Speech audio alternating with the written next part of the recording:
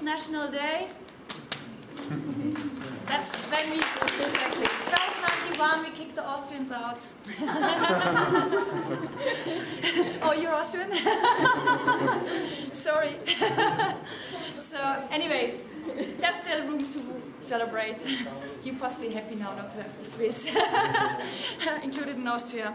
So after this, some small historic background, we continue with Erin from Arizona, and she will continue to talk about interlayer and apparently energetics in organic solar cells. Okay. All right, so again, just to remind you, I'm going to be focusing again predominantly on charge collection at the contacts. But from this, so why do we care about energy level alignment? Well, from the early beginnings of solar cells, we talk about the HOMO of the donor, LUMO of the acceptor offset, predominantly dictating the VOC, as well as the LUMO-LUMO, or on the other side, the HOMO-HOMO offset for the driving force for JSC. So the two main components that contribute to the power conversion efficiency have an energetic origin. All right, but what's the big thing about energetics? Well, the energetic offset or the energetic alignment in organic heterojunctions, organic oxide heterojunctions, sometimes organic metal heterojunctions cannot be predicted. It has to be measured. It can depend on the local density of states. It can depend on the overall carrier concentrations. If you have band bending, how much that bends based on the relative carrier concentration used of the different materials, as well as interface dipole effects. So, how do we measure these different energetic levels? Well, I'm going to talk to you about a couple of different things. First of all, the energetics of the materials as individual, separate, away from an interface with another material. And so you can have the UPS side, which gives you the apparent surface vacuum level with respect to the Fermi level, as well as the onset of the valence band maximum, and a profile of density of states given the relative sensitivity factors for the different elements, depending on what comprises your valence bands. And then inverse photoemission spectroscopy, which gives you the conduction bands and, to some degree, density of states of unoccupied. All right, so just a couple parameters that I'm going to talk about. So we have this EF term. I refer to that, that's the Fermi level. So the just classic sense 50-50 probability that you will have an electron in that state. So in this case, I'm showing you a p-type material where the Fermi level is close to the valence band. Right, so again, this goes back to what I talked about yesterday. We've got a couple different schools of thought. So what we refer to a valence band may be a LUMO to an organic. In spectroscopy, we talk about the ionization energy or the ionization potential. What this is the onset density of states. Right, so it represents, for example, the valence band maximum in an oxide.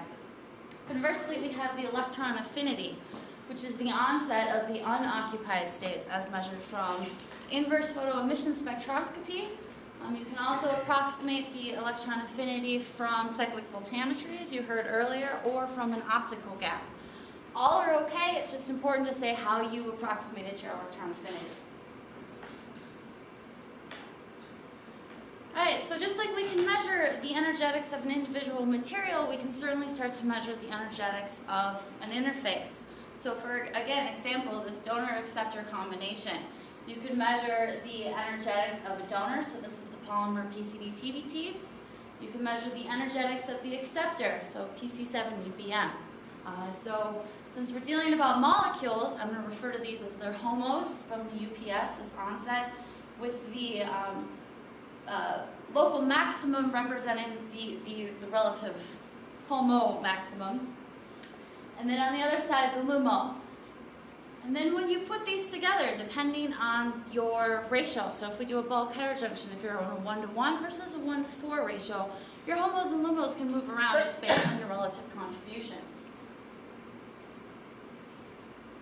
Alright, so this again, transitioning from, we take our spectroscopy, and from this we can draw our relative band gaps, or our relative band diagrams. So again, just to keep in the back of your mind, I'm going to draw these boxes, these rectangles, but again, these are distributions. These are molecules, oxides, they have near surface composition as well, right? So we really have a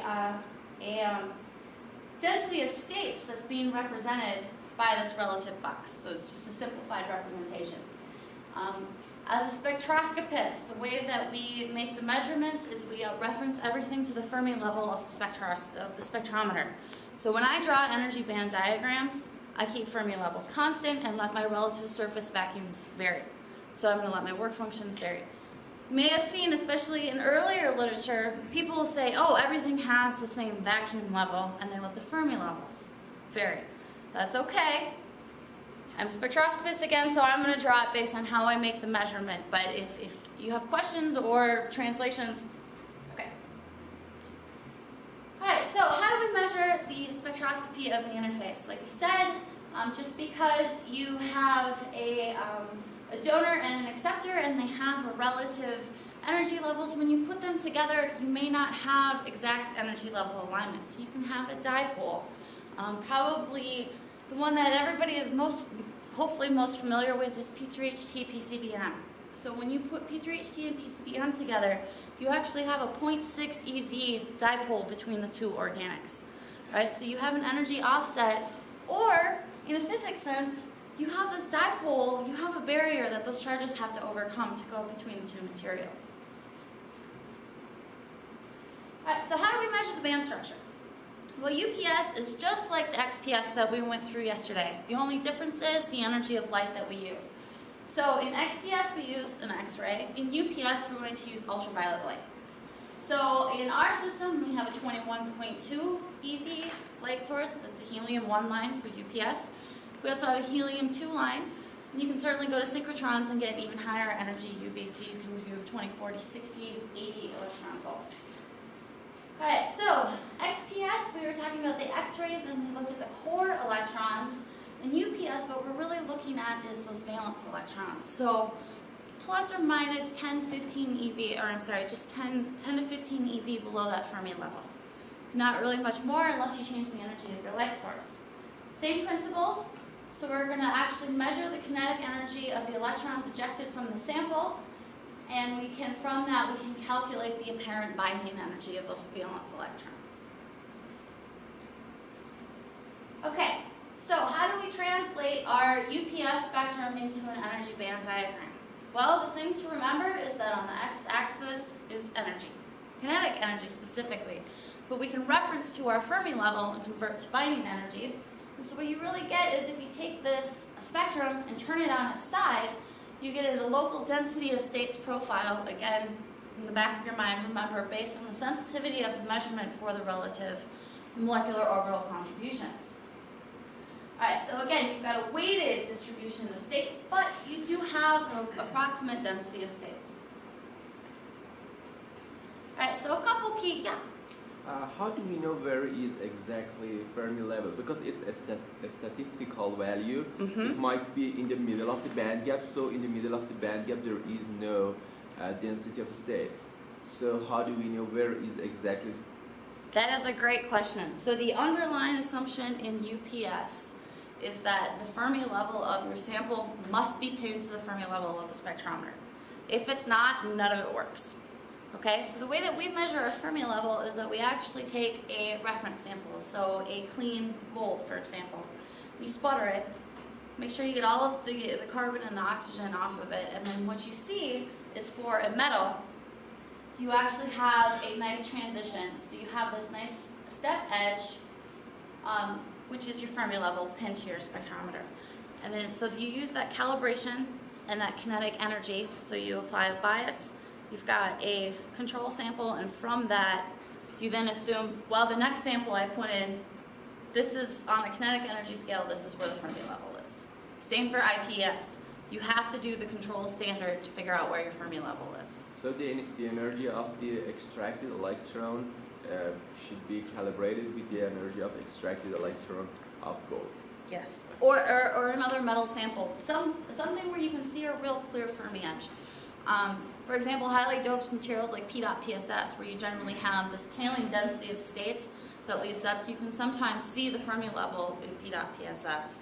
However, when you move to, like C60 or PCBM, you can't see the clear Fermi level, and so you're reliant on your calibration from your metal control.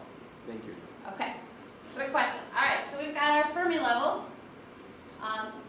What else do we see in our spectrum? What comes out of the instrument? Well, we see this general high rise, which is the secondary edge. So these are the secondary electrons that are scattered just from the induction of the sample with light. So just a couple tidbits when you see UPS spectra in the literature. You want this secondary edge to be extremely sharp. All right, the sharper this is, the better. What that says is that you have excellent alignment so that you've got your secondary electrons, which are your lowest kinetic energy electrons, are being accelerated very quickly to your detector. Okay, so a couple of things why you may not have a very sharp edge. Maybe you haven't applied a very high bias, right? So you need to overcome the work function of the spectrometer. So you've got to give those electrons enough oomph, enough extra kick to get them into the detector. You may not have very high counts. All right, you may have a sample where you're actually probing different regions. So if you're doing very, very thin samples, you've got a bilayer, you may be getting electrons from the bottom layer coming through the top layer, and they're not as accelerated. Other things that you'll see a really sharp point.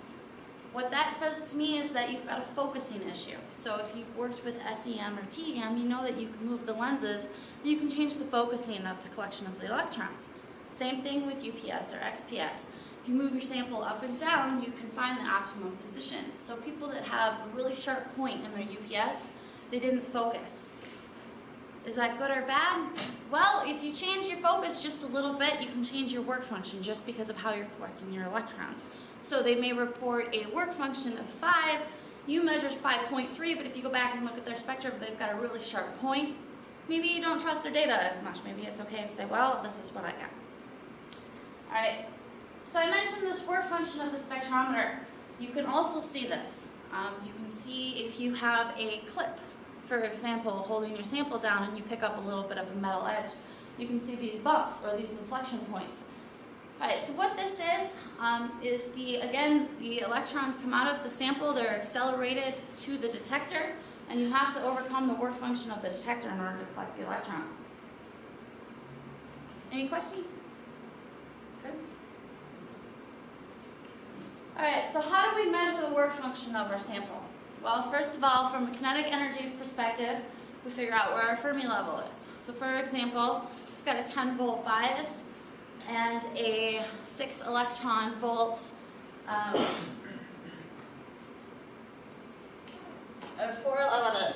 let's do, all right, so we apply a 10-volt bias. We've got a work function of 4 electron volts.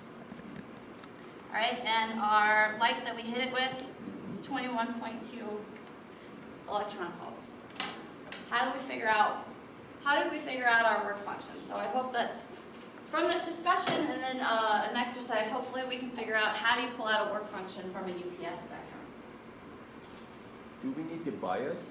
Do you need to bias? Was that the question? Yeah. Yes, you do.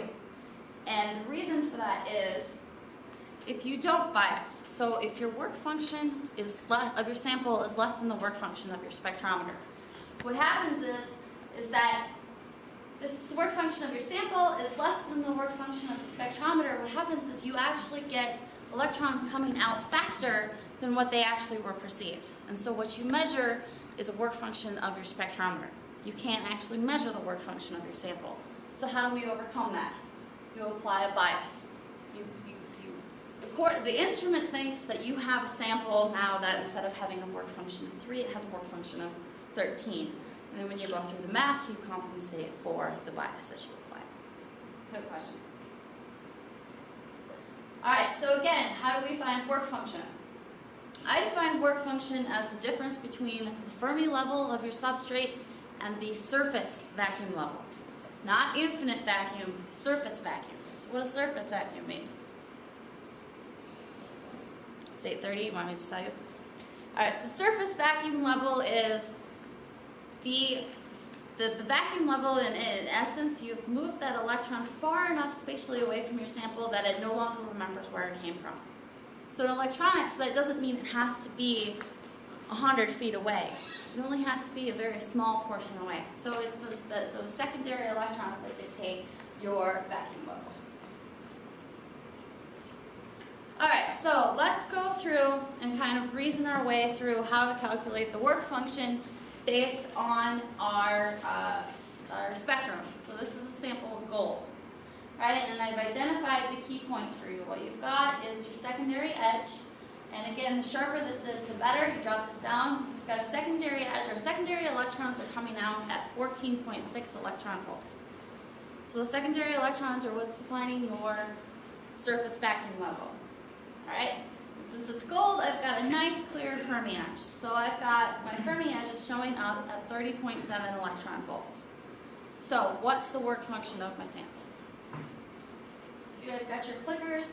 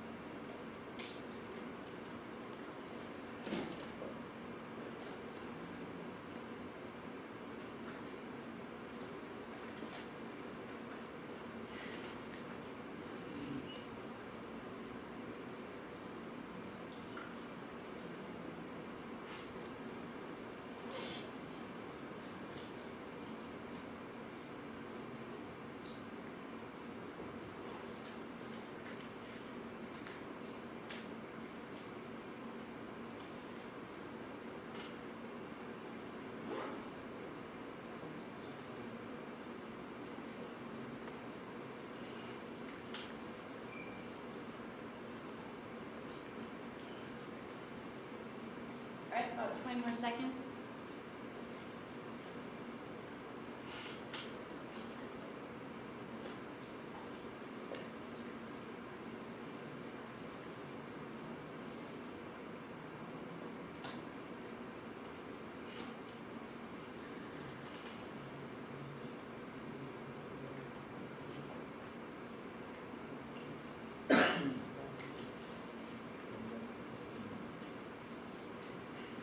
Alright, so most of you, it looks like, said about 5.1, right?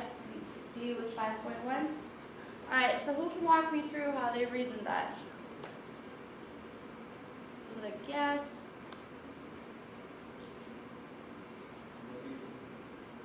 What do I think? I know what the answer is. Alright, so, key information. Said here's your Fermi level, 30.7, right? So the way I think about it, can everybody see the green? Not so good? Oh, no, green's fine. We had a couple. Okay. The black's good?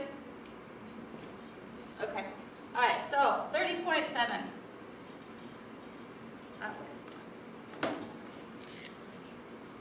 Let's draw it the way we're more comfortable. Fermi, 30.7. Okay? Then I told you we've got a density of states, right? So let's take our spectrum, turn it on its side. Sorry, I'm not very artistic, but you get the general principle, okay? We've got the secondary edge down here at 14.6. All All right, the secondary edge is the first electrons that come out. All right, and we've got our light. So we hit it with 21.2 electron volts. So what does that mean in our picture? Well, if we've got our secondary edge at 14.6, our surface vacuum level was defined by our light. Okay? So, if you go through the math, 30.7 minus 14.6 plus 21.2 gives you a work function of 5.1 electron volts. So good job. All right, does that make sense? Yes? No? Don't care? Too early? Okay. Makes sense.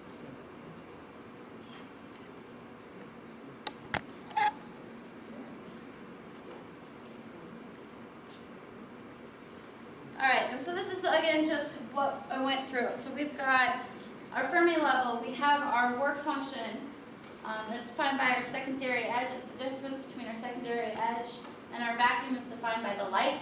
And then we have our relative valence features that are going to define our onset of our ionization energy as well as our local maximum density of states.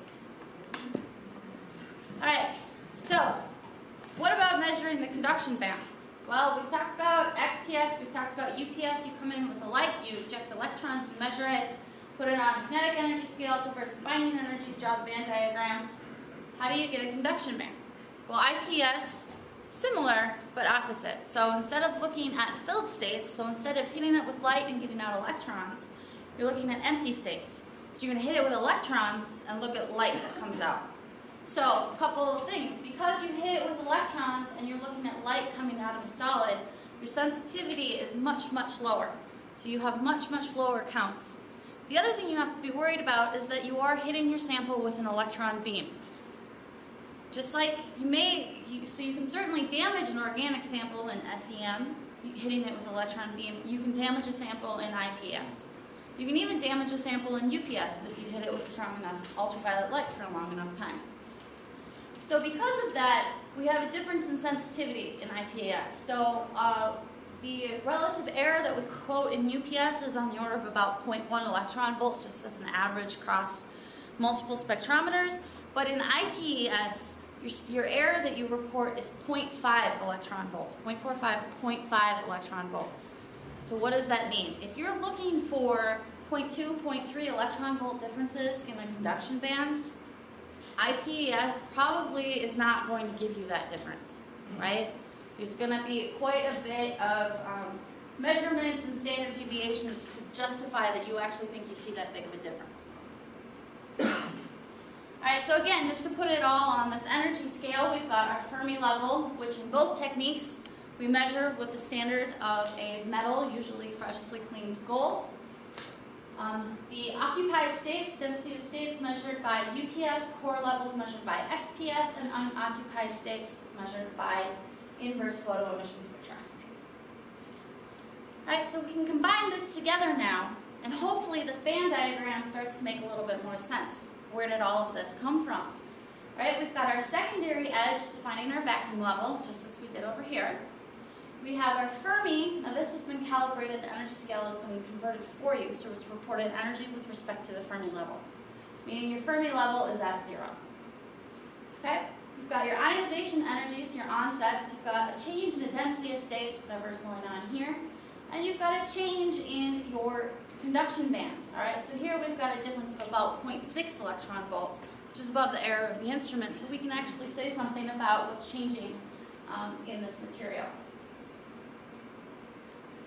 All right, so what influences your UPS measurements? What can change your work function? What can change your local density of states? You're interested in UPS. I highly recommend this paper. I read it. Every time I read it, I pull out something new. All right? And so they've got this nice summary. I think it's figure 10. And what it does is it talks about all of the different processes that can happen at an interface from the point of view of the organic metal interface. Okay? So what can happen? Well, first of all, you can have full charge transfer. Full, in this case, oxidation of your top material and reduction of your bottom material. And or you can have reduction of your top material than oxidation. Right? It's a full charge transfer. You can have a mirror force, or often talked about as a pushback from a metal and an organic. So you bring a high carrier density metal next to a low carrier density organic, and you get kind of this push field into the organic from the metal. You can have surface rearrangements, chemical interactions, interface states, and dipoles. And so the orientation of these all can influence your relative surface vacuum level. So what does that mean from a molecular perspective? Well, the surface vacuum is defined by those secondary electrons, the lowest kinetic energy electrons. So those are the last electrons to leave the surface. So if you've got a dipole oriented such that those electrons are impeded from leaving the surface, they don't want to leave, then you're going to have a different work function than if you've got a surface dipole where those electrons are almost repelled through the surface. They get to that surface and they're almost shot away from it. Does that make sense? So depending on what you do to your surface, you can change your work function. Alright, so let's just take a simple example. Let's just take a simple modifier, phosphonic acid on an oxide. Alright, phosphonic acid, why do we choose it? Well, what you actually can do is define your work function change based on your vacuum level shift. You can have a dipole that's created from the bond. So if you bind a phosphonic acid to an oxide, you now have this oxide phosphonic acid dipole. And then you can also have a head group on top, and a head group, right? So this head group is also going to have its own molecular dipole. And then you're going to have a rearrangement of the surface just because you've stuck something on it. So all three of these can contribute to your net change in your work function. So if we look at a series of different phosphonic acids, all with different molecular dipoles of the head group, we can systematically swing our work function of our oxide between 4 to 5.5 electron volts just by changing the molecular dipole of the head group. Okay? You heard me yammer on and on yesterday about surface composition, and this can actually change your work function. So now let's think about changes in work function in a near surface composition from this perspective of an adsorbate. All right, so we talked about having hydroxyls, water. Those are pretty dipolar species, right? So you can change the dipole. Having a carboxylate type species, you can change the work function in a variety of different ways depending on what you put on the surface. So if you have hydrogen versus if you have oxygen adsorbed on your surface, you can change the work function in different directions. All right, and so this is the general rule of thumb. Picture is that if your dipole is oriented such that the positive is closer to vacuum, it's going to decrease your work function. Versus if you have the dipole oriented in the opposite direction, it's going to increase your work function. So what that means, increase your work function, your vacuum level gets further away from your Fermi, just based on the dipole that you've put on the surface. All right, so here's our XPS of our pretreatments from yesterday of gallium dope zinc oxide. So again, the different pretreatments change the near surface composition. What does that do to the work function? Well, we take the UPS. We can see that there's some shifts in our secondary edge, just as we thought there would be because of this absorbate dipole idea. But what you also see is that there's a local change in the density of states, which is confirmed again with the XPS. We saw the shifts in the core levels, specifically in the oxygen 1s. When we look in the oxygen 2p region, we can start to see changes in the orbital distributions and contributions to the valence bands. And of course, when we put this all together into our energy band diagram, we see that yes, in fact, we do have changes in work function, but we also have changes in this relative valence band maximum, all dictated by the underlying surface chemistry and near surface composition. Okay, what else can happen at our interface? Dipoles, okay, that's somewhat interesting. We've got adsorbates, that's interesting. But what about band bending? Maybe from a physics perspective. So band bending implies real full charge transfer across the interface. How do we measure that? Well, just as a rule of thumb, a dipole across the surface typically influences your interface about 1 to 2 nanometers, right? Defects, especially within organics, can compensate usually for a dipole, and so that you have this shift of only about 1 to 2 nanometers. versus band bending can extend over several nanometers to sometimes 40, 50, much longer depletion widths in organics. So depending on the purity of your organic and the carrier density, you may or may not be able to compensate for the band bending and return to your intrinsic flat bands. So how do we look at, is there doping happening at the interface? Well, we systematically build up that interface. In spectroscopy, especially ultra-high vacuum, we love to do the slow vacuum deposit little bit by little bit, 20-hour experiment, megathon, and you publish a paper at the end. However, I think as our community is changing, we're starting to move more and more towards solution processing, which is economically good, but what this does is it makes understanding what's happening at the interface more challenging because it's difficult to get a few angstroms versus an angstrom versus 1.5 angstroms using spin coating at the interface. So what you can do is start with dilutions, and without going into the gory details, I just want to use this as an example. We've got two different interlayers, the nickel oxide and the PDOT, and we've spin cast various thicknesses of this donor solution processable small molecule from Guy Bazan's group at Santa Barbara. And so our question is, what's happening at the interface? All right, so now that you guys are well-trained eye spectroscopists, okay, we've got some vacuum level shifts. This is a little interesting. We start with a negative vacuum level shift, and then we start to go a little positive, so we see a little dip. Okay, that suggests something's going on. And then over here we see a really big jump, and then the jump decreases. So we know we've got probably something going on at that surface too, right? We're changing the dipole. Maybe that's just because we've gone from an inorganic material to an organic material. Maybe there's something else. The other thing we see is that as we start to build up the interface, we start to see these HOMO levels appear. All right, so in this sense, in both cases at this thickness, we see clear definition of HOMO-like peaks for organics. You can see a clear Gaussian-like peak or two. So what that suggests is that you've approached bulk. Whereas in these thinner layers, you can, depending on how much you want to convince yourself, you may or may not be seeing HOMO-like peaks. You may be seeing them growing. All right, so what happens? Well, if we go through our analysis here and we plot energy with respect to Fermi level versus thickness, we try and map out this interface. Well, we can see that we've got our vacuum level shifting. The blue is this P dot, so that was that little blip here where we saw it increase and then decrease, right? So increase and then decrease. And then the nickel oxide, we saw it generally decrease. Yeah.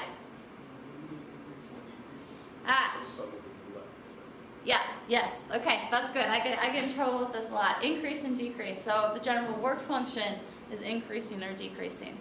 I'll also say lower and deeper, meaning relative to that Fermi level. So I reference everything back to Fermi level. Thank you.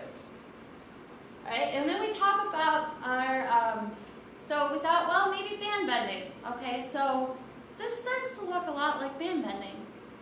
But then when you come down to the other end, and again, I'm assuming since I'm a spectroscopist, and the way that I measure, the Fermi level is going to remain constant.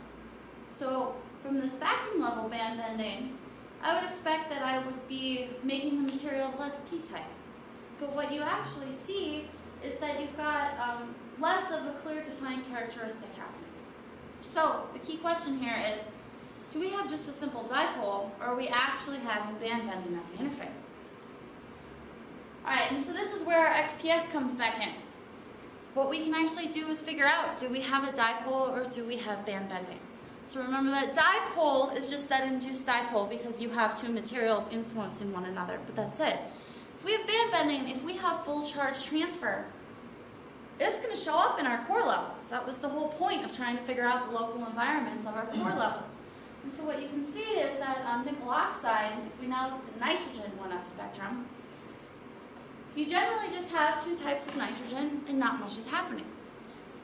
However, if you look at on P dots, close to the interface, we've got, now using my model, 4 peaks, maybe 3.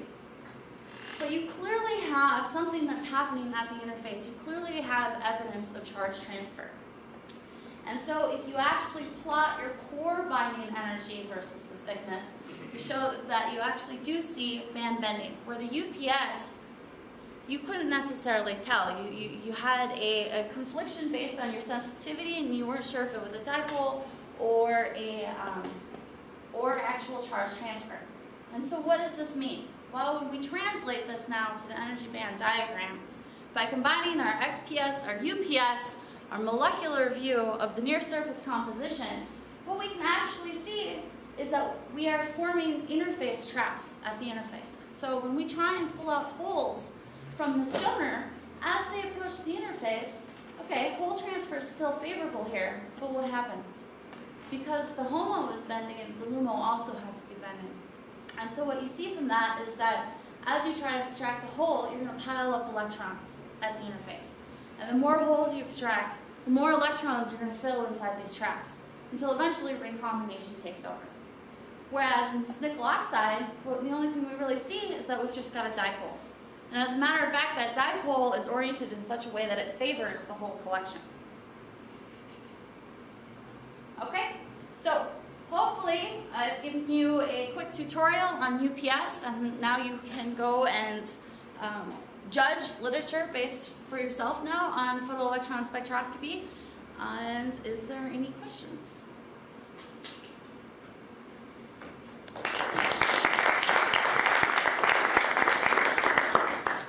Any questions for Erin? Did you ask all during the lectures? Yeah. So you just go back to your UPS data. So that, yeah, the one on the right, you've blown up the data, so you can find numbers. I mean, how do you actually determine that? Do you take a derivative of it to find out where it changes, or do you just sort of look at it and go, my UPS size, this is the one set? Because of course, that scale, again, it comes back to the errors you mentioned, that's what positive online. But you get very big signals, Right, so the question was, how do you actually know where the onset is based on your counts per second, which is what's on your y-axis? And then, is it possible that you can miss densities of states just based on the sensitivity of your instrument? The simple answer is yes. You can absolutely miss sensitivities. So we actually, this past year, blew out our detector doing so much UPS that we were missing sensitivities. So what I mean by blew out our detector is over time the detector got less and less sensitive. And so what that would mean is that you would start to miss these types of regions. And so in general we operate on the order of about 300,000 counts. And then our edge down here, where you have essentially where it goes flat, is about on the order of 5,000 counts to 100 counts. And so how do you extract your ionization energies? And so the way that I do it, there's a couple different ways. One way you can do is certainly you can take the derivative and look at the inflection point. That's fine. The other way that you can do is that, so for example, if this is our edge, and we just see this general tailing, which is inherent to the fact that we are using UPS, right? You have this natural near Gaussian-like distribution, and so you just have this tailing. Is the tailing due to the technique? Is the tailing due to what the actual density of states looks like? So the way that I do it is, I've calibrated my Fermi level, all right, and then out here, nothing's happening. And so what I do is I take the measurement for 1 or 2 electron volts out here. So that's my noise floor. So I fit this with a linear line across, and then what I do is I try and approximate it. And I've drawn this as such, and I've actually gone to trying to differentiate between the two. So what I've got using, depending on what my molecule is, I've got a known valence band maximum. So if I go look at the orbital theory of the molecule, what's contributing to my HOMO? Usually you have a large onset density of peak. So in oxide, typically you have an oxygen 2p, all right? And then what you've got is you've got this general tailing bit. Part of that, again, is due to the instrument. Part of that, though, is that it can also be interface states. All right, and so what I do is I take multiple measurements average them out. So this one usually is constant, and this can vary a little bit. And so what I'm looking for are the intersections between the fits and my floor. Same side on the secondary edge. You can fit this way as well as this way, but depending, of course, on how steep this is, you can get a very different work function, right? So if I have a nice general tailing to this, depending on the technique that I use, so if I fit this way, I'm going to get a work function out here. If I fit the inflection point, I'm going to get a work function here. So you say your error is essentially the average of those two? Yes, absolutely. Okay, I think let's thank Erin. So we have 10 minutes coffee break. Please come back at 9:25 it is. And I'm sure if you have questions, Erin will be here